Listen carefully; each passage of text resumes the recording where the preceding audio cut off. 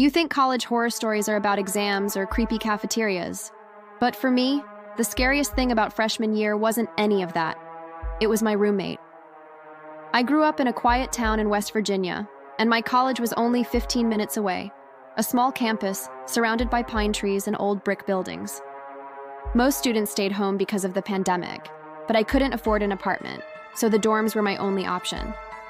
The hallways were nearly empty when I moved in, that strange mix of echoing silence and flickering fluorescent lights. And that's when I met my roommate. Let's call her Mia. We'd texted before. She seemed normal, polite, shy. But in person, something about her didn't sit right. Her smile felt practiced. Her eyes lingered just a little too long before she looked away. Still, I tried to ignore it. Everyone's awkward at first. That night, as we unpacked, she said something that stayed with me. I had this room to myself last semester, until you joined. Her voice was calm, but it didn't sound like a joke. During the week, Mia was barely around. She usually stayed with her boyfriend in another dorm. So I had the place to myself, quiet, peaceful. Every Friday, I'd go home for the weekend and come back early Monday morning. The first Monday I returned, it was still dark out, just before sunrise. The air inside felt cold and heavy. I dropped my bag, climbed into bed, and closed my eyes. A few minutes later, I felt the edge of the mattress dip. Not a creak, a pressure, like someone leaned against it. I froze. Then slowly, I turned my head. Mia was there, lying on her side, facing the wall. Still. I told myself it was nothing. Maybe the frame shifted, maybe my imagination. But I didn't sleep after that. The next week, it happened again. Same time, same feeling. Only this time, it was stronger. The whole side of the mattress sank, like someone sat down. My heart pounded so hard I could hear it. I didn't move. I just listened. Then came the faint sound of feet hitting the floor. I turned. Mia was still in bed, facing the wall, breathing slow and steady. That's when the fear started to turn into suspicion. Was she sleepwalking, or was someone else coming in? Only we had keys, so next Monday I decided to test it. I got back at the same time, 6 a.m. She was asleep. I climbed into bed quietly, pretending to rest, and then the mattress dipped again, slower this time, deliberate. Something cold brushed the back of my neck. A hand, not gripping, just resting there, as if it were feeling for my breath. I couldn't move. I couldn't scream. Every nerve in my body froze. After what felt like forever, the weight lifted. I waited 10 seconds, 20, a minute, before turning over. She was lying there, still, facing the wall. That was enough for me. I grabbed my phone, my keys, my bag, and I ran. My mom answered the call immediately. By noon, the university had moved me to another room. They asked if I wanted to call the police, but what would I even say? There were no marks, no proof, just the kind of story people don't believe until it's too late. Before leaving, I remembered something. Mia had a locked drawer full of prescription bottles. She told me they were for a skin condition, but one label was for antipsychotic medication. She'd once mentioned her last roommate didn't stay long. Now I understood why. A few days after moving out, she texted me, "You left a book and a binder here. Come get them." Every instinct told me not to go, but I didn't want her to think I was afraid. When I opened the old dorm door, the room was quiet. I grabbed my things, and then she appeared in the doorway. No sound, no warning. Her eyes were wide, her expression blank, like she'd been waiting. "Hey," I said softly, just grabbing my stuff. She didn't answer right away. Then she asked, "Where's your new room?" I lied. "First floor." She tilted her head. "Which hall?" Another lie. She smiled, barely. Then whispered, "You shouldn't have left." I didn't look back. I just walked out, down the hall, out the building, and into the morning light. To this day, I don't know what was real. Maybe she was sleepwalking. Perhaps it was the medication. Or maybe she just wanted to see how close she could get before I woke up. But even now, when I wake up in the middle of the night and feel the edge of my bed sink, I keep my eyes shut, because part of me is terrified that if I open them, she'll be there again.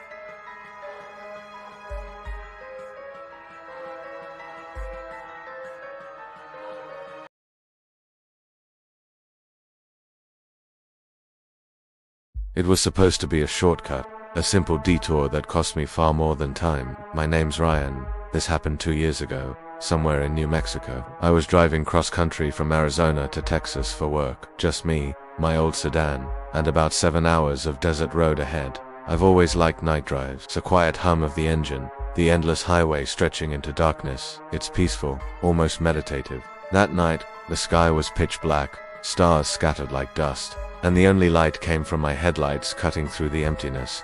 Then, somewhere around midnight, the GPS signal dropped. No service, no bars, just a frozen blue arrow on the map. I figured it was normal, you lose signal all the time out there. But when the road ahead narrowed into a single lane with construction cones scattered across it, I slowed down. A metal sign half buried in the sand pointed right. Detour gives it looked temporary, just a rough side road carved into the desert. I hesitated for a moment, but it was either that or drive 50 miles back. So, I turned. The asphalt gave way to cracked pavement, then gravel. No streetlights, no sound, only the wind and the faint rattle of rocks beneath my tires. At first, it felt fine. The road curved and twisted, but my headlights kept me grounded. Then the world around me got darker. The stars disappeared behind a low blanket of cloud, and the air felt heavier, like the desert had swallowed all the sound. I turned down the radio. Static. Every station, nothing but static. That's when I noticed my gas gauge had dropped faster than it should have. I'd filled up earlier that evening. The needle was now barely above a quarter. I frowned, tapping it, hoping it was just a glitch. No change. 15 minutes passed. No other cars, no houses, not even the faint glow of a distant town. It was just me, alone in a void of dirt and darkness. Then something flickered in the distance. Headlights. I slowed down in relief, thinking someone else was ahead of me. But when I got closer, I realized they weren't moving. It was a car, parked sideways across the road, hazard lights blinking. I stopped about 50 feet away, squinting through the windshield. The driver's door was open. The inside light flickered like it was dying. I called out, "Hey, you okay?" Nothing. I stepped out of the car, gravel crunching under my shoes. The night air was cold and dry, carrying that faint smell of burnt rubber and dust. Hello. I tried again. Still nothing. Then I noticed something in the sand, footprints leading away from the car, deep, uneven steps, like someone had been running, or limping. They trailed off into the dark, and next to them another set, smaller, lighter, but they didn't go far. They stopped, right beside the driver's door. I felt a chill crawl up my neck. My instincts screamed at me to leave. I got back in my car, locked the doors, turned around, and pressed the gas. The engine roared, but the car didn't move. The back tires spun uselessly. Sand, I was stuck. I shifted between drive and reverse, trying to rocket free. The headlights flickered as I revved. Then I froze. In the rearview mirror, a figure standing about 30 feet behind me, barely visible in the low beam. At first, I thought it was just a trick of the light, but then it moved a slow, dragging step. Another closer. I couldn't see its face, just the outline of something tall, with shoulders hunched and arms that seemed too long. It wasn't running. It didn't need to. My chest tightened. I hit the gas again, harder. It was moving with a kind of confidence that said, "You're not going anywhere." The car jerked, skidded, and finally lurched forward, breaking free of the sand. I didn't look back. I just drove. For a while, all I could hear was my heartbeat. Then the headlights appeared behind me. They came out of nowhere, blinding white-hot. Too close. I thought it was the same car from before, but these lights were higher. A truck, big, old, rusted. It swerved into my lane, tailing me so close I could almost feel the heat from its engine. I floored it, pushing 90, but the truck stayed right behind me. Its lights flashed once, twice, like some sick game. Then it backed off, disappeared into the dark. I slowed down, trying to breathe again, when the radio, dead for an hour, suddenly crackled through the static. I heard a voice, low, male, distorted. "You shouldn't have turned here." Every hair on my arm stood up. "Who is this?" I shouted into the empty car. No answer, just static again. I glanced back, no truck, no lights, just the black road stretching behind me. Then movement. Up ahead, a shape appeared in the headlights. A man standing in the middle of the road. I slammed the brakes. The tires screamed as the car skidded sideways, spinning halfway off the pavement. My head slammed against the steering wheel. When I looked up, the road was empty. My door was open. I don't remember opening it. The wind hissed through the crack as I leaned over to shut it. That's when I saw it, a handprint on the window, fresh, smudged, and footprints in the sand outside, circling my car, dozens of them. I started the engine and floored it. The wheels spun, then caught traction. The car shot forward, bouncing over uneven gravel. I didn't care about direction anymore. I just needed out. The darkness outside felt alive. Every time I blinked, I swore I saw movement, shapes darting between the edge of my headlights, just out of focus. Then, in the distance, lights, a road sign, civilization. I drove faster, adrenaline burning through the fear. The sign read, I-10, 2 miles. I'd made it back. When I reached a gas station off the exit, I pulled in shaking. The fluorescent lights felt heavenly after all that blackness. The attendant, an older man, stepped out from the booth, squinting at my car. "You all right, son? You look like you've seen a ghost." I laughed, but it came out cracked. "Got lost. Took some detour out by Route 47, he frowned. "Detour? There's no detour out there. That road's been closed since the flood. 10 years ago." I blinked. "No, I saw a sign." He shook his head. "There haven't been signs there in years." I didn't argue. I just filled up, thanked him, and drove away, leaving that desert behind me. But even now, I can't forget it. The footprints, the voice on the radio, the handprint on my window. And sometimes, when I drive long highways alone and the GPS cuts out, I still hear that voice whispering through the static. "You shouldn't have turned here."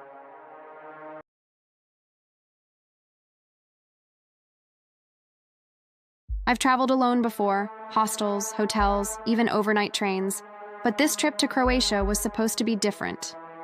A reward to myself after a brutal year of work. A week by the coast, quiet Airbnb, cheap, simple, peaceful. Or at least, that's what I thought. The host's name was Luca. His profile looked perfect. 5 stars, clean photos, polite messages. But the reviews, they were weirdly identical. Each one said the same thing. Nice place, would stay again. No photos, no usernames, no details. Something about that should have made me stop scrolling, but I didn't. When I arrived in Split, the sunset painted the city gold. Laughter, music, the smell of grilled fish drifting through the air. I remember thinking, this feels safe, this feels right. Luca met me outside the building, tall, clean-cut, friendly in that stiff kind of way. "Welcome to Croatia," he said, with a polite smile that never touched his eyes. The apartment looked exactly like the photos, maybe too exact. White walls, a single bed, minimal furniture. Nothing personal, nothing warm, like a showroom instead of a home. He handed me the keys, then leaned in slightly. "If you need anything," he said, "I live 2 floors down." Then he added something that made my stomach twist. "Don't let anyone else in. People sometimes pretend to be police. If someone knocks, don't open." I laughed it off, but that warning sat in the back of my head like a splinter. That night I showered, unpacked, sat on the balcony, scrolling through my phone under the glow of the streetlights below. Then, footsteps. Slow, steady, stopping right outside my door. My body went cold. The steps didn't move for nearly a minute. Then, 3 knocks, soft at first, then louder. "Police," a man's voice said. "Open the door." My throat went dry. I looked through the peephole. 2 men dressed in dark clothing. No badges, no uniforms. One of them was holding something behind his back. I didn't move. After a minute, they walked away. The next morning, I told Luca. He frowned, nodded like he'd been expecting it. "That's what I warned you about," he said. "They target foreigners. Be careful." His tone was calm, but his eyes weren't worried. They were watching, calculating. I went sightseeing that day, tried to forget about it. But when I got back, something was different. My suitcase zipper, slightly open. I knew I'd closed it. Nothing seemed missing, but one shirt was folded wrong, like someone had touched it. I went downstairs to find Luca. His door was half open. Voices inside, men's voices speaking Croatian, fast. Then I heard it, my name. And one word I didn't need a translation for: passport. A chair scraped. Someone stood. I bolted upstairs and locked my door, my hands shaking. That night, I didn't sleep. Around 2 a.m., the lights flickered, then went out. Total darkness. Then, footsteps again. Right outside my door. Slow, careful. The doorknob twisted. Then a whisper through the door. Soft, low, chilling. You shouldn't have come back early. My blood froze. I grabbed my phone, turned on the flashlight, and that's when I saw it. A tiny black camera tucked under the dresser, a wire running straight into the wall. Then, the metallic click of a key turning. The lock. I didn't think. I ran to the balcony, climbed over the railing, heart hammering so loud I could hear it in my ears. Behind me, the door creaked open. A flashlight beam swept across the room. I dropped, hit the balcony below hard enough to bruise my ribs.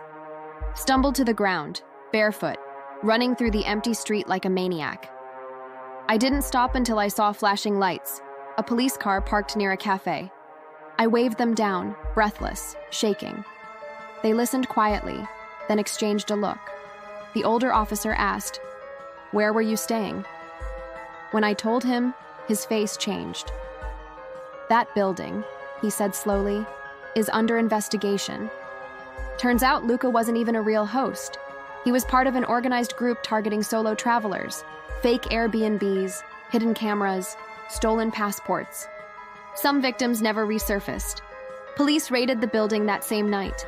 In Luca's apartment, they found multiple passports, fake IDs, and a hidden room filled with recording equipment. I was lucky. Too lucky. If I hadn't come back early, if I'd trusted that smile just a little longer, I might have never left. Now, every time I travel, I check everything.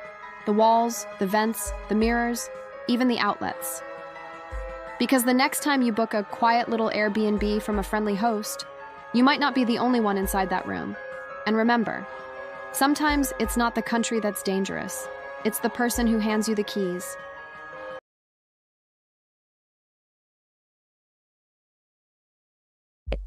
It was 2:47 a.m. when the elevator dinged. That soft, metallic sound cut through the silence of the empty hotel like a knife. I froze because I knew no one else was supposed to be in the building, but someone was. My name's Emily, and a few years ago, I worked the night shift at a small 3-story hotel just off the highway. 40 rooms, one tired front desk clerk, me, and a vending machine that buzzed louder than my will to stay awake. Most nights were calm, too calm, the kind of quiet that makes you aware of every sound. The hum of the soda machine, the air conditioner's rattle, even your own breathing. That night started just like any other 10 p.m. I clocked in, 11 p.m. checked in a traveling couple. Midnight, dead silence. I was half watching YouTube on my phone when the front buzzer sounded. BZZZT. I glanced up at the security monitor. A man stood outside, mid-40s, tall, thin, wearing jeans and a dark jacket. He had a baseball cap pulled low and a backpack slung over one shoulder. Tired eyes, expression blank. He didn't look dangerous, just exhausted. So I buzzed him in. "Evening," I said, forcing a friendly tone. He nodded slightly. "You got a room open for the night?" "Yeah, plenty," I smiled. "You're my second guest tonight. Lucky you." He slid a credit card across the counter. It went through fine. Room 214, second floor. But when I handed him the key, he didn't take it right away. He just stared at me. Not angry, not creepy at first. just still. The seconds dragged. I smiled again, awkwardly. "You're all set." Finally, he blinked once, took the key, and walked toward the elevator. Something about him stuck with me. Like his presence didn't quite fit the room, but I brushed it off. You meet all kinds during night shifts. About an hour later, I looked up from my screen and nearly jumped. He was back, sitting in the lobby lounge across from me. No phone, no book, no luggage, just sitting there, staring at the blank TV. At first, I thought maybe he couldn't sleep, but after 20 minutes, then 30, he still hadn't moved, not a blink, not a shift in posture. Something felt off. I opened the booking system to double-check his info. That's when my stomach dropped. Room 214 was marked vacant. No payment record, no authorization.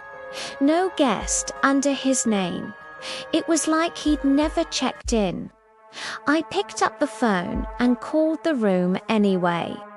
No answer. Then I checked the keycard logs. No door entry. He never went upstairs. The air felt heavier suddenly, like the room itself knew something I didn't. I looked up again. He was still sitting there, still staring. And for the first time that night, I felt real fear.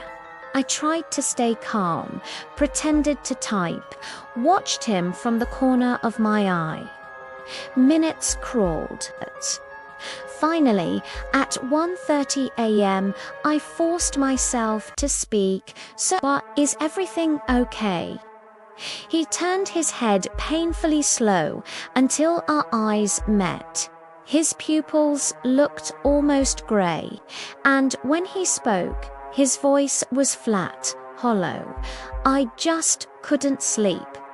Then he turned back to the blank TV. I swallowed hard, fingers trembling under the desk. Something about that answer didn't sound right, like he was rehearsing it. I called my manager. She was half asleep. "Just keep an eye on him," she mumbled. "If he causes trouble, call the cops." But trouble wasn't coming. It was already here. Around 2 a.m., I looked up again. He was gone. The couch was empty. I scanned the hallway feed, and there he was, standing at the end of the corridor near the restrooms, motionless, half hidden in shadow. I watched, barely breathing. After what felt like an eternity, he stepped forward, slow and stiff, before walking out of frame. I flipped through the other cameras. Hallway, stairwell, elevator. Every few minutes, there he was again, standing near guest room doors, then pacing, then staring into corners like he was listening for something. 3:30 a.m., I called the police, but not 911, just the local dispatch. "Hi," I whispered. "There's a man in my hotel. He checked in, but he's not in the system. He's been wandering around for hours. They said they'd send someone." While I waited, I glanced back at the lobby and froze. He was standing at the counter, right in front of me, silent. His face was blank, but his eyes, they were empty, like there was nothing inside. "Can I help you?" I asked, voice barely steady. He leaned in just a little. "Is there any food?" he whispered. "At vending machines," I pointed, hand shaking.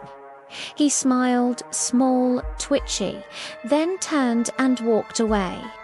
That tiny grin chilled me more than anything. Minutes crawled until I saw red and blue lights flash outside. 2 officers stepped in. Relief nearly made me cry. I pointed to the man sitting again in the same spot, head tilted, staring at nothing. They approached him. Calm asked for ID.